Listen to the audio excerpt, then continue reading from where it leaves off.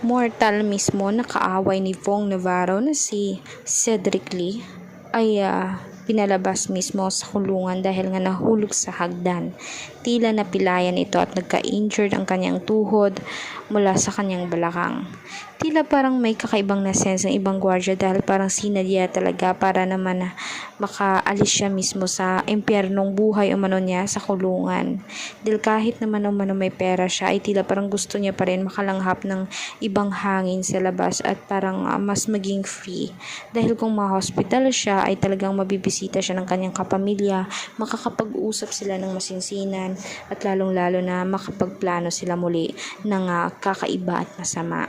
Kaya ngayon, binabantayan naman siya sa labas, may gwardiya naman, pero iba pa rin talaga sana kung hindi siya nahulog dahil kaakibat nito baka meron na naman silang gagawing hindi maganda against kay Vong Navarro dahil alam naman natin ang budhi ni Cedric Lee at ng mga kasamahan niya ay sobrang itim dahil nga kahit gaano pa nila ka maging mabuti ni Vong, kahit gaano pa ipaklaro sa kanila na wala na talaga silang magagawa, ay talagang ipinipilit nilang meron pang magagawa at magagawan pa umano nila ng paraan.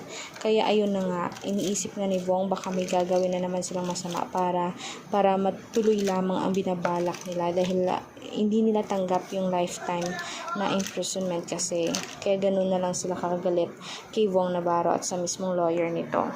Kaya for more balita pa guys, mag-subscribe kayo, i-like, i-share ang ating videos on public. Salamat po.